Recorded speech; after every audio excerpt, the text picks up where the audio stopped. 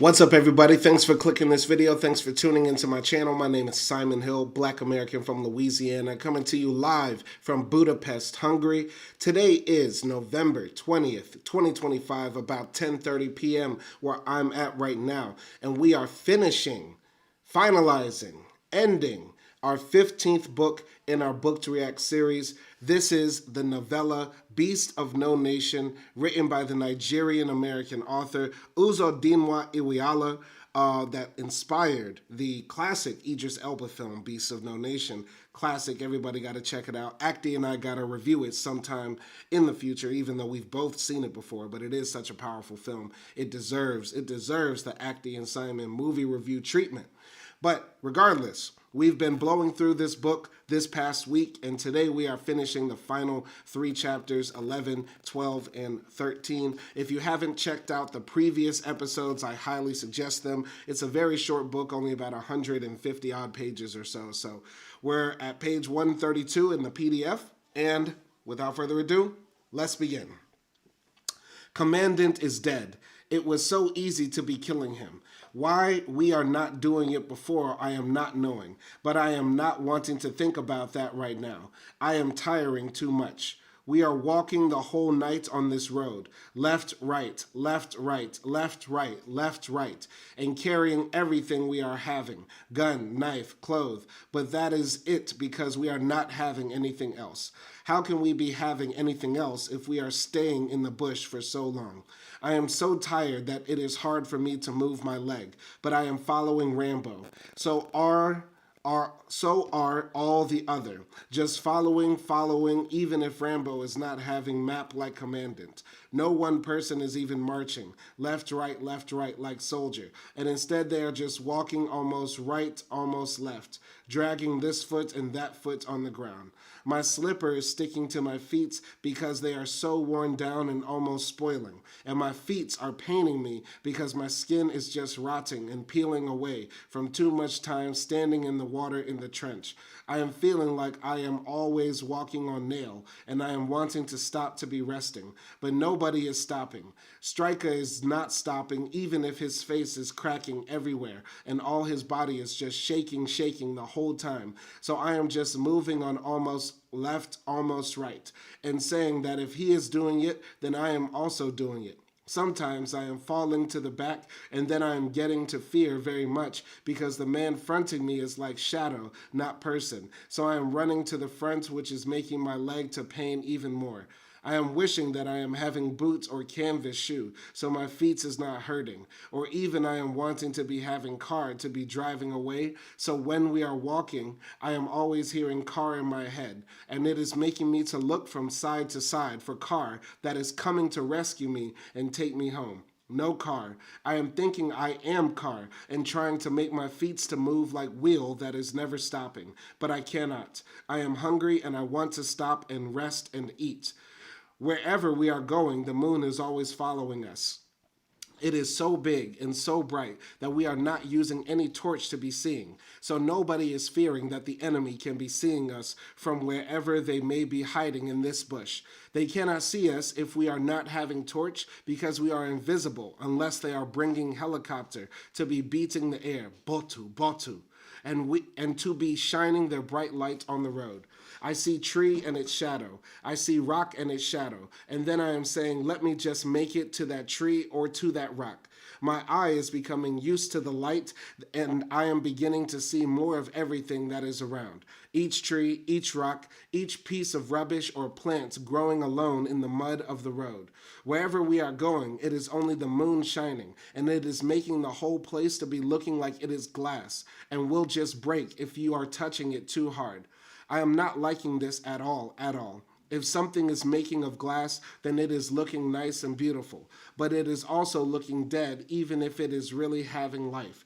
Everything here is looking dead when it is really alive. The grass on the side of the road, the tree behind the grasses, my arm or leg, Stryker's face, Rambo's neck, they are all looking dead and making me to wonder how all of these dead things can even be living. I am seeing each thing on the road. I am seeing them all stiff like glass, but I am not able to be seeing through them, and I am knowing that the world is full of people and things, even if we are trying to look like they are not there. I am hearing song. Someone is singing it. It is old song that my mother was singing all the time she is cooking or washing. A song, a song. I am not even hearing music for so long, not even from Bird. Hearing this music is making my whole skin to burn, and I am wanting to scratch myself, my whole self all over. I feel like I am wanting to dance, but is my body even remembering how? I don't think so, so I am saddening because of this. What is happening to the music and all the song we are having? I don't know. I don't know. I am walking faster because I am trying to see who it is that is singing the song so I can be standing next to him and feeling this music. I am walking from this person to that person, but I am not seeing any sort of sound coming from their mouth. I am feeling like I should be going to that person who is singing and talking all of the sound so I can be having it for myself, to be keeping in my pocket for whenever it is getting to be too bad. But the sound I am looking for is coming from nowhere. I don't mind at all because the song is making my body to move and I am not having to think anymore. I am having to think of other thoughts that are just jumping into my head. I am not even minding the gun that is making my whole back to hurt, even though it is very heavy. I am thinking of home. How many times am I thinking of my home when we are in the bush? How many times am I seeing all of the people that I am growing up with running around in my head like child running around after school, running to the house, running to the church, running to the market like there is no war and everything is just fine. In my head, all of the people that I am seeing in my home are too happy. And I am thinking, if this is how they are living, why am I staying here just to be walking to some place, not even knowing if I am to be living or dying? I don't know. I don't know. We are tiring so much, but we are trying to reach some place. Where is this place? I am not knowing, but I am knowing that Rambo is saying we should not be stopping. So we are not stopping and we are walking through the whole night into the day. The sun is rising behind us, so all our shadow is growing from our feet and making the road ahead very dark, which is making it harder to be taking each next step. On this road, it is so empty, and I am thinking, where have all the people gone? Because I am not liking the quiet, and I am not liking how the only sound in the daytime is the sound of my slipper hitting my own feet, the sound of my breathing so hard every time this is happening because it is paining too much. I cannot be stopping, and so I keep walking. I am picking one noise, even if it is just one person moaning. And I am saying that I should be catching that noise, so each time the noise is getting softer. I am walking faster to be catching it wherever it is going. They cannot be leaving me behind because I am not knowing where I would be going to in this bush. Just imagine if they are leaving me for the bush and then I am being eaten by animal or other soldier who is sacrificing me to be winning this war. I am thinking about the kind of animal that will be following me if they are leaving me. It is having the body of lion and the head of soldier with helmet, and eye that are looking like bullet, and teeths that are looking like knife to be chewing me up. Its tail is like gun, and its breath like fire that is cooking me well before it is sitting down to be eating all of the burning parts of my body. When this is coming to my head, I am hurrying up my step so that I am not being the last one in the line. My sweat is burning my eye away. Now it is so hot because the sun is beating on my back and making my gun to warm, so much that it is feeling like hot iron on my back. I know it is making mark and burning my back, so I am like cow and belonging to one owner, which is gun. I am saddened when I am feeling this gun in my back because I am thinking that first time when this war is starting, I am wanting gun because I can be using it to protect myself. At this time, gun is belonging to me, and it is going wherever I am carrying it. But now it is just riding on my back like it is king, and I am serving to be doing whatever it says. If it is saying go right, then my body is walking to the right, even if I am struggling to go left. And it is saying for me to stop, then I am stopping to catch breath. and I am going down the hill with the other men. Then it is saying, go faster, and it is pushing me down the hill just like that. I am not liking this at all, and I am wanting to be throwing gun away into the bush. But if I am throwing gun away, then Rambo will be throwing me away because gun is more important than me. I am always remembering this. All right? So Nelson says, already at the finale? Yeah, this is a short little novella, short little book. And remember, I'm reading this book for a class that I'm taking, African literature, specifically African literature and the African childhood, here at my university here in Budapest. It's been a wild semester, picked some interesting classes. I've read all the text for this book, and it's been very enlightening to read these novels, because I never really get the chance to read novels. You know what I'm saying? I mostly read like nonfiction work, studies, historical work, social science work and stuff like that. But reading the novels this semester has been very good for me. So I'm glad at least I did that, though the class could have been a bit better. And anyway, so the road is too long, but sometimes it is nice to be looking at. I am liking how it is just rising up and down like one animal, how it is moving with the land that it is sitting on. If you are seeing this road in sunshine, then you will be knowing how great it is and how all of the tree is even respecting it and not trying to grow in it. It is only small thing on the road that are not respecting it, like small plant and sometimes small animal here and there that is getting run over by car and being left there for a long time. I am fearing because there is nothing on road except accepting us and these small plant that is not respecting road. And if they are not respecting road and road is killing them, then because we are not respecting road for going to toilet and spitting everywhere on it, I'm fearing that it may be killing us soon also. When we are walking, my mouth is tasting of salt, of so much salt that I am liking the way that salt is tasting anymore. That I am not liking the way that salt is tasting anymore. It is making me too thirsty so much, and this is even worse than to be hungering so much, because it is making my head to turn from one place to another, and the whole world is just spinning round and round me like I am walking in circle. One time I am seeing Stryker in front of me walking slowly, then the next time I am seeing him behind me walking fastly. This is making me to think I am mad. Sounds like The Long Walk. I'm not going to lie. If you haven't seen that new movie based on that Stephen King novel, you should check it out. Acti and I watched it. We should review it sometime. This chapter seems like the African Long Walk. Nelson says, what was wrong with the class? In my opinion, the class was a bit too large. You know, it's about like 15 people in this room.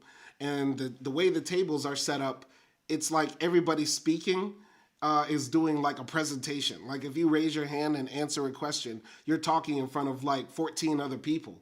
So you don't feel, you know, I'm not afraid of public speaking, but I also know that me being the only black person in the room, I might come with a perspective in there that might bother some of the white people's sensibilities. So that's why I didn't say anything in class. And I would have much preferred the class to be more intimate, maybe 7 people max, you know what I mean? And yeah, I would have also really liked for the teacher to talk more about white supremacy, the white gaze, black art under capitalism, things like that, to put more context or different ways of viewing these books. Because if we think about it, you know, the most elevated black art is not the one that's pointing the finger at the forces that have relegated Africa to the third world hellhole that it is, that has relegated blackness to be fetishized, commodified, vilified. They're never, the works of art that are elevated by black artists are always the ones that show us being violent to each other, violent to them, sexualizing, brutalizing, mutilating ourselves or others. It's never actual radical work that challenges the status quo. And I find that to be disturbing. It's like I went into this class and essentially read 5 books that are the equivalent of gangster rap albums. And nobody here is talking about the fact that gangster rap sold more than conscious rap because white folks love hearing nigga, kill. You get what I'm saying? But I digress. Back to the book. We are moving, always moving, because that is what we are doing, and watching all the thing on the road passing us by. House, tree, school, empty car, all burned up, refuses, all passing us. But still, we are not seeing person. We are coming into another village, but it is just small, not even really village. It is only just house on each side of the road, and it is empty, nothing there excepting the refuses. Person is running away from us like we are sickness, like we are the most evil thing to be on this earth. I am looking at road that is cracking in many places, like somebody is just taking it and stretching it until you are seeing the red mud bleeding from underneath. And everywhere there is rubbishes just moving along the road like they are people just moving, when they are having nothing to be doing. We are just moving until Stryker is stepping on piece of breaking up bottle, glass, and falling down. He is not saying word, not even crying or screaming. It is not even like he is feeling any pain. But I am feeling pain for him, and it is making me want to shout out and yell. The other soldier are just walking by us and not even looking at us. Stryker, I am saying. We are having to go or they will be leaving us. But he is not listening to me. Instead, he is just taking his foot and picking away all of the skin until the glass is just coming out from his foot. Then he is just licking his finger clean of all the blood and the dust, but making sure to not be touching any of the sore that is on his lip. He is stretching his hand out to me, and we are getting up and walking. 1 step, 2 step, he is falling down. Why is Stryker doing like this? We have to be going now, but he is not getting up. Get up. He is just looking at me and coughing until he is spitting onto the ground next to him. Blood and spit. So much blood. I am asking Stryker to be getting up, but he is not listening, and he is not getting up. His lip is moving, but there is no noise coming out. I am looking at him. His face is just shining, like he is sweating so much, but there is no sweat coming out. I am kneeling down on the road next to him, just watching all the other soldier walking away from us. I am feeling his heart that is just beating, like whole village is stomping on the ground. Stryker, I am saying, what is happening? But no word is coming from his mouth. His eye is blinking, my eye is blinking, and I am seeing him crumpling up. I am getting up and pretending to be walking away. Don't leave me, he is saying, and looking at me. Finally, Stryker speaks. Wow, that's moving. Don't leave me, he is saying, and looking at me. And I am shouting at him, come on, get up and stop this thing you are doing, I am hearing. Don't leave me. Please, Agu. Don't just be leaving me. Stryker is saying something. Stryker is saying something. I am stopping to move, turning around and looking at him, and he is looking at me. But it is like he is not even seeing me. I am bending down to him and seeing his body, which is almost just disappearing beneath his cloth. His face is just looking so terrible because all of his skin is just coming away, and his eye is rolling up into his head and showing yellow and red everywhere like going to toilet and blood. Stryker is just looking like one piece of refuse on the road. I am trying to be crying, but no tears coming out from my eye. And I am trying not to be fearing, but Stryker. Stryker is my brother and my family, and the only person I can be talking to, even if he is never talking back until now. I am watching him, and then I am looking up because I am not hearing all the other soldiers walking on the road. I am not wanting to be left behind. I am not wanting to leave Stryker behind. Stryker, I am calling his name. Stryker, but he is not answering. He is not saying anything. I am saying, Stryker, Stryker, Stryker. Damn, man, I might cry. Damn. I read a lot of shit. Shit, that touched me. I'm not gonna cry, but damn. That was something. Damn. That was something. That was powerful. That was great writing. That was great writing and a very sad story. Shit, man. I felt that. I felt that for real. Fuck. I don't think that was in the movie. I don't remember that being in the movie of Stryker dying like that. I feel like Stryker got shot, not just stepping on glass and bleeding out till he dies. But the way, Stryker talks at the end, he says, Stryker is talking, Don't leave Stryker, please. My little heart. Anyway.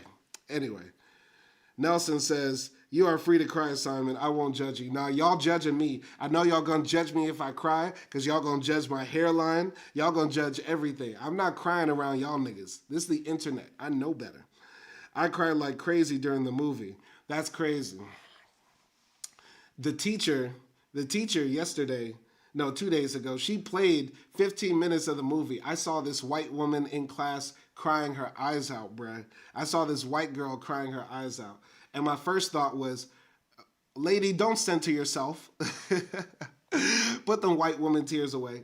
But then I also thought, oh, maybe there's some hope in this world. Because we know white folks look at us like dogs and animals, and they don't care about if black people die, right? We're already socially dead. We're the walking dead. We're zombies, you know what I mean, walking this earth.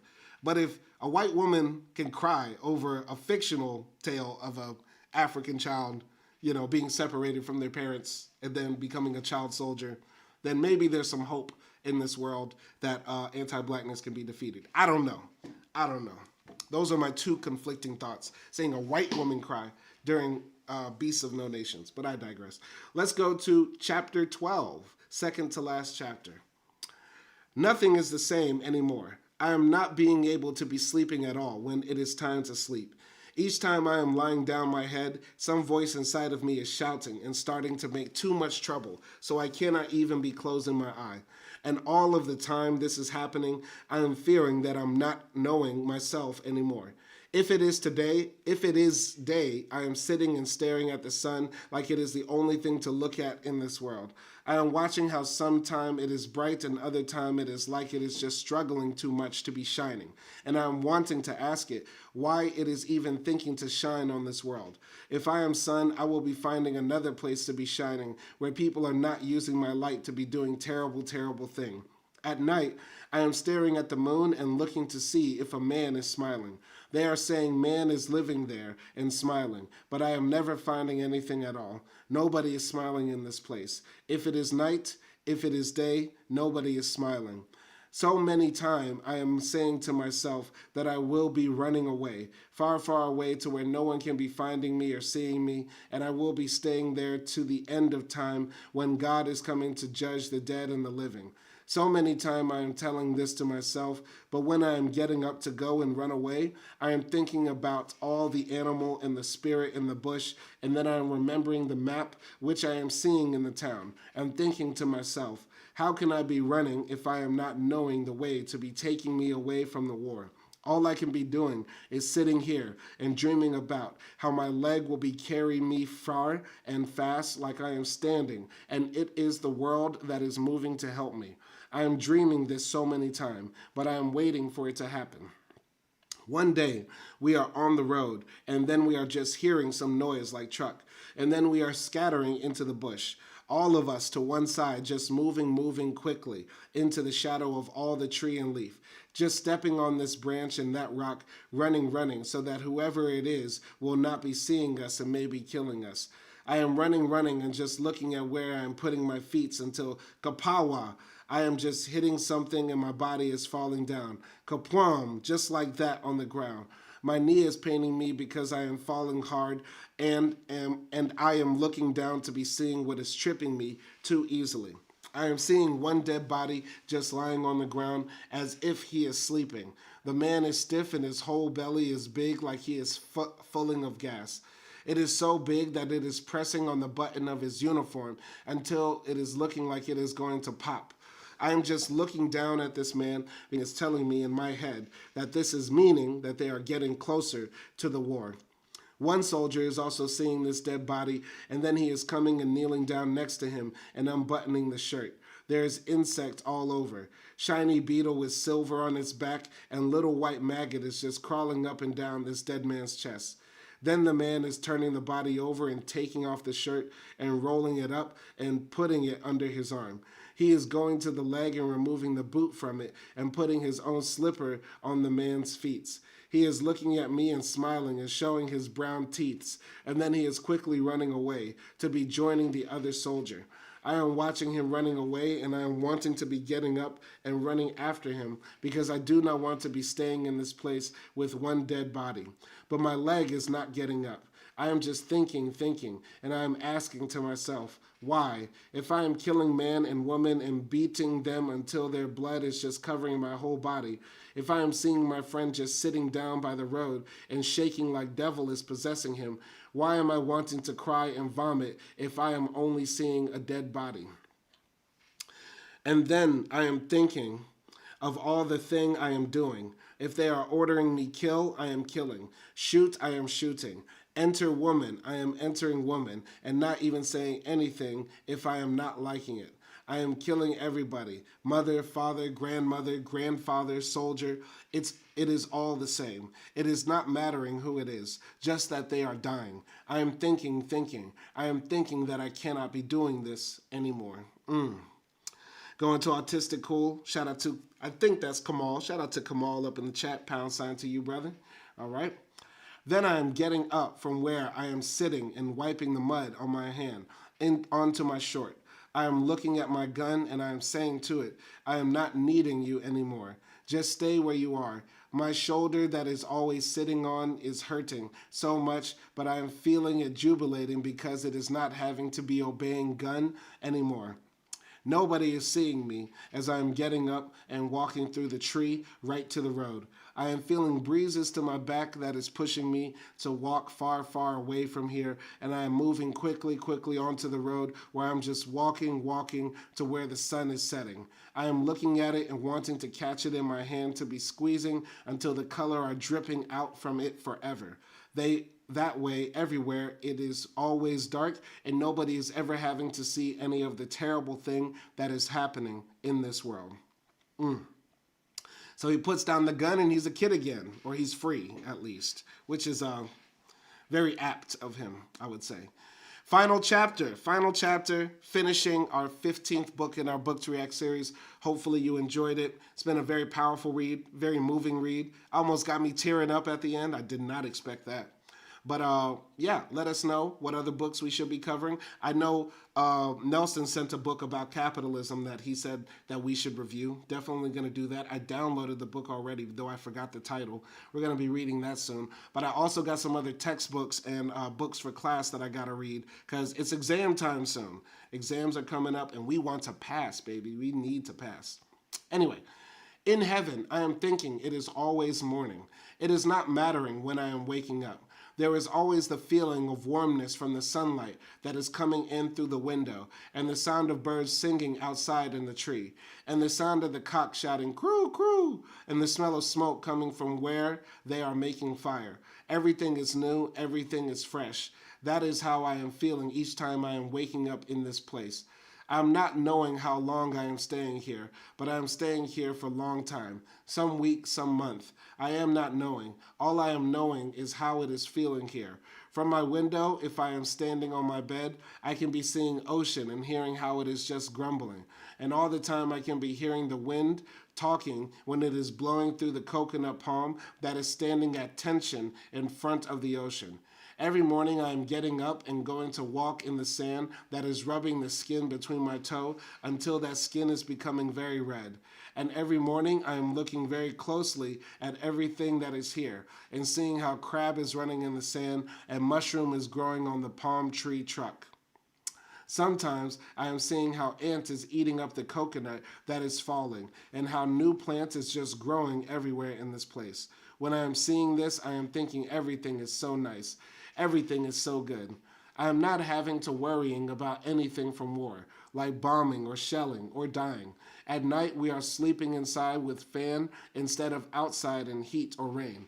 They are giving us much of food and telling us that we can be sitting down to eating it at the table in room with wall that is painting blue and floor that is just white. They are giving us much food as we can even be wanting. We are not having to ask if we are wanting more. They are just letting us to take it. Plantain, rice, meats, chicken, fishes, anything we are wanting, we are having. Sometimes I am eating even if I am not hungering too much because I am fearing that the food is finishing and I will not be eating any for the next day. Now I am strong again. My arm and my leg is carrying me again, and when I am walking, my bone is not cracking, and the whole place is not spinning around and around anymore. I am wearing new clothes. one new shirt that is white with black stripe across my chest, and new trouser that is blue and fitting me very well. I am liking it very much because it is clean and dry, and it is not having any hole from bullet or blood from the last person who was wearing it. When I am finishing my bath in the morning, I am rushing to be putting on my clothes so everybody can be seeing how I am looking so fine when I am wearing them. They are giving me one room for myself where I am having whole bed and my whole table right under the window for the sunlight to be warming. They are giving me all of the book I can be wanting to read because I am telling Amy that my father is school teacher and that before the war I am always reading whatever I can. They are even giving me as much paper as I can be wanting and telling me to write or draw whatever I am wanting to draw. So I am drawing picture of school so I can be finishing and becoming doctor and engineer. Wow. Going to the comments, Nelson says, Simon, do you want to review OB One Battle After Another on Sunday or episode 1 of Can't Get You Out of My Head? Sunday I'm kind of free, so we can kind of do both. We can do both. Let me think about it a bit. Let's finish up this chapter and we'll come back to that. Anyway, it sounds like he got picked up by some NGO that runs like an agency for orphaned kids from the war. So I'm glad he's in a safe place. And it reminds me of the ending of the movie. I remember in the movie, this is sort of like how it ends too. So, all right. Nelson says, this child deserves the universe and even more. Yes, he deserves Europe. There is priest who is coming every Wednesday and Sunday in his black cloth and white collar. He is calling himself Father Festus, so we are calling him that. He is very thin, but he is having fat cheek that is holding on each other and hanging to the ground and nose that is covering his whole mouth. He is always wearing sunglasses, so I am never seeing his eye. Sometimes I am even wondering if he is having eye. He is saying, turn to God, pray to the Almighty so he can be forgiving you. Confession and forgiveness and resurrection. Father Festus is always saying, these are the only thing you are needing to be giving the life to your life. I am always thinking confession and forgiveness and resurrection. I am not knowing what all this world is meaning. They are not making any sense to me anytime he is saying them. The only thing that is making sense to me is memory that I am having of another boy, Stryker, sleeping next to me, so close because we are the only people protecting each other from all the thing trying to kill us. I am remembering sound of people coughing and screaming and the smell of going to toilet and dead body everywhere. This is the only thing that I am knowing. So I am asking Father Festus about confession and forgiveness and resurrection, and he is saying to me, above all, my boy, be having faith in God and trusting in him, because he is helping you to understand this thing. Are you having Bible? Yes, I am having Bible, but I am using to be holding my drawing down on my desk, so the fan is not throwing them everywhere. Even if I am not understanding all the thing he is saying, I am still listening because he is saying that God is still alive in this place. I do not know if I am believing him, but I am liking to hear it. And every day I am talking to Amy. She is a white woman from America who is coming here to be helping people like me. Her teeth is too small and her tongue is too big for her mouth, so she is speaking through her nose. But her nose is too small, so sometimes it is troubling me too much to be hearing what she is saying. Most of the time, she is not even saying anything and is sitting across from me in her chair. She is sitting in her chair and I am sitting in my own chair, and she is always looking at me like looking at me is going to be helping me. She is telling me to speak, and thinking that my not speaking is because I am like baby. If she is thinking I am baby, then I am not speaking because baby is not knowing how to speak. But every time I am sitting with her, I am thinking I am like old man, and she is like small girl, because I am fighting in war, and she is not even knowing what war is. Now, I kind of don't like that paragraph. You made this white woman to be a white savior, and she didn't even do anything in the story except show up. You know what I'm saying? This goes to show, like, what I was saying earlier. You know what I mean? The type of books that are elevated by the white reading public, written by black authors, tend to have white saviors in them. You get what I'm saying? C'est la vie. Anyway, going to the comments. Nelson says, remember that Trump is destroying a lot of NGOs via budget cuts while billionaires are getting even crazier tax breaks. Yeah, we got rid of USAID, and I've heard reports that millions of people have already died just this year, because we're not sending the few $100 million that we used to send to USAID. Drops in the bucket for the $1 trillion United States empire. But we're letting people die of AIDS, malnutrition, not funding these NGOs that try to treat people who are refugees from war, stuff like that. So it's sickening. Good point, Nelson. Anyway, she is always saying to me, tell me what you are feeling. Tell me what you are thinking. And every day I am telling her the same thing. I am thinking about my future. What is your future? She is asking to me. And I am saying I am seeing myself becoming doctor or engineer and making too much money, so I am becoming big man and never having to fight war ever again. And sometimes I am telling her I am hearing bullet and scream in my ear, and I am wanting to be dying, so I am never hearing it again. I am wanting to lie down on the warm ground with my eye closed and the smell of mud in my nose, just like Strika. I am wanting to feel how the ground is wet all around my body, so that if I am sweating, I am feeling like it is the ground sweating through me.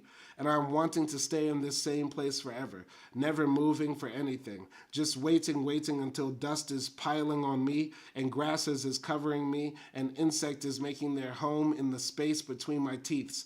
I am telling her that I am thinking one Iroko tree will be growing from my body, so wide that its trunk is separating night and day, and so tall that its top leaf is tickling the moon until the man living there is smiling. I am saying to her sometimes I am not saying many things because I am knowing too many terrible things to be saying to you. I am seeing more terrible thing than 10,000 men, and I am doing more terrible thing than 20,000 men. So if I am saying these things, then it will be making me to sadden you. It will be making me to sadden too much, and you to sadden too much in this life. I am wanting to be happy in this life because of everything I am seeing. I am just wanting to be happy. When I am saying all of this, she is just looking at me and seeing water in her eye. So I am saying to her, if I am telling this to you, it will be making you think that I am some sort of beast or devil. Amy is never saying anything when I am saying this, but the water is just shining in her eye. And I am saying to her, fine, I am all of this thing. I am all of this thing, but I am also having mother once, and she is loving me. Very interesting ending. I'm not mad at that ending. I kind of feel like the ending is kind of saying like, you think this about us because of what we've been through, but we're still human at the end of the day. And I kind of liked how Agu maintained his humanity throughout. Every time he saw a dead body, he threw up, he felt sick around it, even though he was literally killing people a few pages ago. I think this is a very interesting text. I think some of the book is talking about how our society is militarized. This book is really about toxic masculinity. You know what I mean? Because Agu grew up in the village and saw all the stuff that most boys see, in the world. You admire the soldier, the police officer, you play rough games. You know what I'm saying? We hear stories and epics about men who did violent things in the past and wars in the past, and that's a part of our, the town's origin story or whatever, stuff like that. So this book is really about how, war is sort of normalized, violence is sort of normalized. It's an integral part of the creation of man in the sense of forming his masculinity and gender, right? And how if you take it to its extreme, in actual war, it's not nasty. I mean, it's so nasty. It's so nasty that it's not nice at all. Like, it's not even closely related to the imaginations, the imagery that we put on the soldier, the cop, the strong man, the violent man, etc. So that's what I got from this book. Very interesting book. I highly recommend you read it if you didn't like my reading, or if you want to get a copy of yourself. It's different. It's very different than the movie. I would argue it's more graphic than the movie. And here's a little background about the author, Uzodinma Iweala. He was born in 1982 in Washington, D.C. He graduated from Harvard University, where he was a Mellon Mays Scholar and received a number of prizes for his writing, including the Eager Prize, the Horman Prize, the Le Baron Briggs Prize, and the Hoops Prize, awarded for outstanding undergraduate thesis. He lives in New York City. All right. So, shout out to Uzodinma. This is the second novel fiction work that we've covered on this channel. We got some more to do because I got one more book I have to read for this class, and then that's a wrap. Also some textbooks I want to cover, and also some requests as well. So shout out to everybody who's been rocking with this. Hopefully you enjoyed it. Hopefully it helped you out. My name is Simon Hill. Be easy out there. Peace.